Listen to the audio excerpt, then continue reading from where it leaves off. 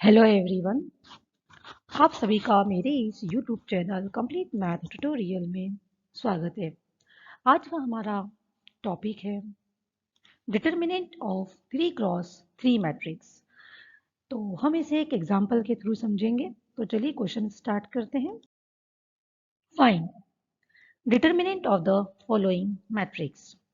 अपने को क्वेश्चन में ये एक मैट्रिक्स गिवन है 2 3 -1 0 1 -2 3 -1 4। इस मैट्रिक्स का हमको डिटर्मिनेंट कैलकुलेट करना है। तो सबसे पहले हम इसका सॉल्यूशन स्टार्ट करते हैं। और अगर आपके मैट्रिक्स को कोई नोटेशन गिवन नहीं है तो सबसे पहले इसे कुछ नोटेशन दे देना चाहिए से ए। तो हम लोग हमारे इस मैट्रिक्स को ए नोटेशन दे रहे हैं। Let A equals to the given matrix.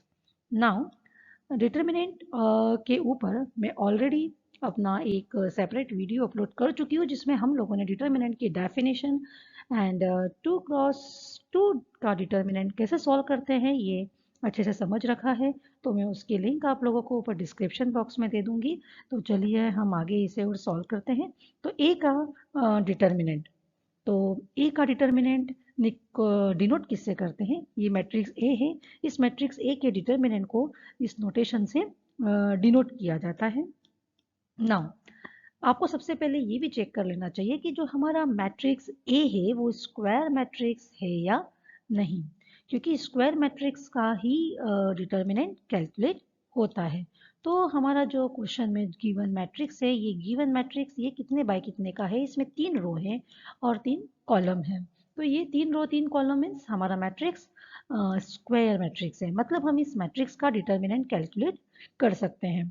तो चलिए आगे इसका और सॉल्यूशन देखते हैं। देन डिटर्मिनेंट ए, तो हमने सबसे पहले इसे डिटर्मिनेंट के फॉर्म में लिख दिया। नाउ अब डिटर्मिनेंट कैसे सॉल्व करते हैं? आप किसी भी रो और किसी भी कॉलम के लिए डिटर्मिनेंट को सॉल्व कर सकते हैं। हम यहाँ पर फर्स्ट रो के लिए सॉल्व कर रहे हैं 2 3 -1। तो 2 3 -1 के लिए करेंगे तो सबसे पहले हम लोग इसे 2 के लिए सॉल्व करेंगे। तो 2 के लिए कैसे क्या सॉल्व करेंगे? पूरी इक्वेशन क्या बनेगी इससे? तो ये पूरी इक्वेशन बनेगी कैसे आई ये पूरी कंप्लीट इक्वेशन हम देख लेते हैं इसको। तो सबसे पहले हम लोग इसे 2 के लिए सॉल्व करेंगे। 2 के लिए सॉल्व करना इट मीन्स 2 जिस रो में है उस रो को हम लोग हाइड कर देंगे, छुपा देंगे या कैंसिल कर मानेंगे। और 2 जिस कॉलम में है आप उसे भी अपने हाथ या अपने पेन से या इसे छुपा सकते हैं, हाइड कर देंगे। तो आपको ये 2 क्रॉस 2 का पोर्शन ये दिखेगा। हमें इसका डिटर्मिनेंट निकालना होता है। हमने इसे एज इट इज़ यहाँ पे लिख दिया 1 -2 -1 4। तो ये हमने 2 के लिए किया। ऐसा का ऐसा हमें पूरे रो के लिए करना है। अब हम इसको 3 के लिए सॉल्व करेंगे। तो 3 के लिए सॉल्व करना इट मीन्स 3 जिस रो में है उस रो को हम छुपा देंगे और 3 जिस कॉलम में है उस कॉलम को भी हम यहाँ से छुपा देंगे। तो अब ये हमारे पास ये क्या पोर्शन बचता है? 0 3 -2 4। इसे हमने 2 क्रॉस 2 डिटर्मिनेंट में यहाँ लिख लिया है। इसे हम सॉल्व करेंगे। तो ये हमने 3 के लिए किया। अब हम -1 के लिए सेम का यही प्रोसीजर अब हम -1 के लिए करेंगे। तो -1 जिस रो में है वो रो पूरी छिपा देंगे, -1 जिस कॉलम में है ये पूरा कॉलम हम यहाँ से छुपा देंगे। तो ये सिंपली 2 बाय 2 का पोर्शन बचता है, ये 0 1 3 -1। इसे हम यहाँ पर लिख लेंगे एज इट इज। तो हमने ये पूरी रो के लिए एक इक्वेशन ऐसे तैयार कर ली। अब बात आती है इनके साइन की।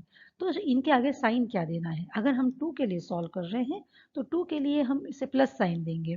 अल्टरनेट साइन देना होता है इसमें, 1 plus 1 minus 1 plus 1 minus. Starting plus से की जाती है। तो हम यहाँ पर 2 के लिए सॉल्व कर रहे हैं इसलिए हमारी स्टार्टिंग है ये। तो 2 के आगे हमने कोई साइन नहीं लिखा, मतलब प्लस। देन हमने फिर इस 3 के लिए सॉल्व करा। तो इस 3 के लिए सिंबल क्या आएगा, साइन क्या आएगा इस 3 के लिए? -1, क्योंकि 2 के लिए क्या आया था? प्लस। प्लस के बाद में क्या आएगा? माइनस। अल्टरनेट साइन चलेंगे।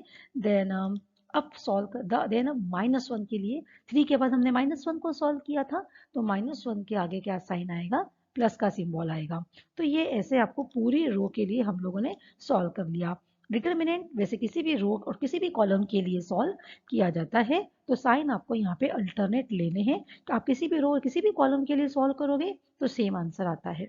अब हम इसको और इस पूरी इक्वेशन को हम और सॉल्व करते हैं। अब हमें ये सारे जितने भी ये 2x2 डिटर्मिनेंट दिख रहे हैं, अब हमें ये 2x2 डिटर्मिनेंट सॉल्व करना है। तो हमारी नेक्स्ट स्टेप क्या बनेगी? So this is our next step.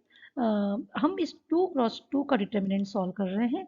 तो लाइक क्रॉस आप लोग जैसे लगाते हैं वैसे क्रॉस हम लोग इस डायरेक्शन में जैसे क्रॉस मल्टीप्लाई करते हैं, हमें इस डायरेक्शन में यहाँ पर ये क्रॉस अप्लाई करना है। तो कैसे हम लोग क्रॉस लगाएंगे? यहाँ पर 1 में 4 का मल्टीप्लाई करेंगे तो कितना आंसर आने वाला है? 4 आंसर आने वाला है। देन आपको बीच में माइनस लगाना है और फिर -2 में -1 का मल्टीप्लाई करना है। तो -1 में -2 का मल्टीप्लाई करेंगे तो कितना आंसर आने वाला है? 2 आंसर आएगा। तो ये ऐसे 2x2 डिटर्मिनेंट को सॉल्व किया जाता है। अब हम -3 के साथ में ये जो 2/2 का डिटर्मिनेंट है, अब हम ये सॉल्व करेंगे। तो लाइक क्रॉस, जैसे आप लोग क्रॉस लगाते हैं, इधर से ये डायरेक्शन रहेगा। पहले 0 में 4 का मल्टीप्लाई होता है, फिर बीच में माइनस आता है, फिर 3 में हम लोग -2 का मल्टीप्लाई करेंगे। तो ये हमारा डायरेक्शन रहेगा। तो चलिए हम लोग करते हैं, 0 में 4 का मल्टीप्लाई करेंगे। 0 में 4 का मल्टीप्लाई करेंगे तो 0 आंसर आएगा। देन फिर बीच में हम लोग फॉर्मूले का माइनस लगाते हैं एंड देन 3 में -2 का मल्टीप्लाई करेंगे। तो 3 में -2 का मल्टीप्लाई करेंगे तो कितना आंसर आएगा? 6 आंसर आएगा। अब हम -1 के साथ में ये जो डिटर्मिनेंट है 2/2 का, अब हम इसको सॉल्व करेंगे। तो इसमें भी लाइक हम जैसे क्रॉस लगाते हैं वैसे क्रॉस लगाएंगे। तो डायरेक्शन क्रॉस की यही रहेगी। 0 में -1 का पहले मल्टीप्लाई होगा, फिर बीच में माइनस का साइन आएगा और फिर 3 में 1 का मल्टीप्लाई होगा। तो ये प्रोसेस रहती है 2x2 के डिटर्मिनेंट को सॉल्व करने की। तो 0 में हम -1 का मल्टीप्लाई करेंगे तो 0 आंसर आएगा। देन फिर बीच में ये हमने माइनस लगाया है एंड देन हम 1 में 3 का मल्टीप्लाई करेंगे तो कितना आंसर आने वाला है? ये 3 आंसर आने वाला है। तो बस अब आप इस पूरी इक्वेशन को आपको सॉल्व करना है। तो अगर हम इस पूरी इक्वेशन को सॉल्व करते हैं तो ये 4 में से 2 माइनस होगा तो 2 और यहाँ पे 2 आंसर आने वाला है। यहाँ से माइनस माइनस प्लस हो जाएगा, 6 आंसर आएगा। और यहाँ से 0 - 3 को अगर आप सॉल्व करेंगे तो माइनस का 3 आंसर आएगा। और अगर हम इसे और सॉल्व करें तो अगर आप इसे और सॉल्व करते हैं तो ये इक्वेशन आएगी 4 - 18 + 3। और अगर आप इसे और सॉल्व करते हैं तो हमारा नेक्स्ट स्टेप -11। तो ये हमारा -11 इस डिटर्मिनेंट को सॉल्व करने पे जो आंसर आ रहा है वो कितना आ रहा है? -11। तो thank you for watching my video. So for more videos, like, share and subscribe my channel Complete Math Tutorial. Okay, तो हम लोग नेक्स्ट वीडियो में नेक्स्ट टॉपिक के साथ में फिर मिलेंगे। तब तक के लिए नमस्कार।